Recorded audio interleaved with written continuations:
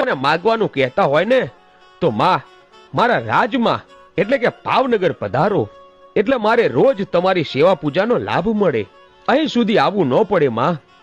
ત્યારે ખોડિયારમાં બોલ્યા કે ભાવનગરના ધણી હું ચારણની દીકરી કોઈ દિવસ બોલી ન ફરું, માટે હું તારી સાથે જરૂર આવીશ, પણ મારી એક શરત છે.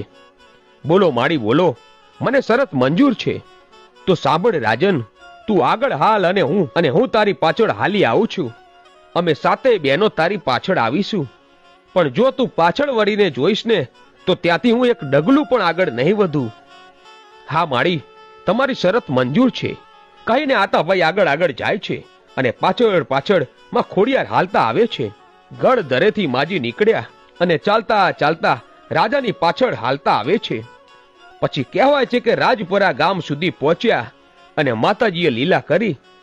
ચારે બાજુથી પવન ફૂંકાયો, ઝાડવા ડોલવા લાગ્યા, પવન સુસવાટા કરવા લાગ્યો.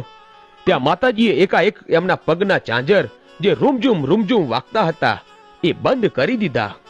એટલે આતાભાઈને થયું કે માતાજી ઊભા રહી ગયા કે શું.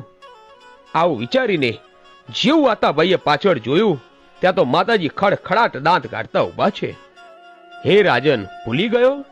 કેમ પાછું વળીને જોયું?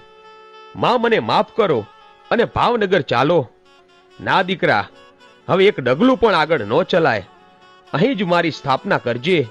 અને આમ જો અહીંથી ભાવેણા ક્યાં દૂર છે, તું અહીં મારા દર્શન કરવા આવજે, અને અહીં અમે સાતે બેનું પાડિયા રૂપે પૂજાશું.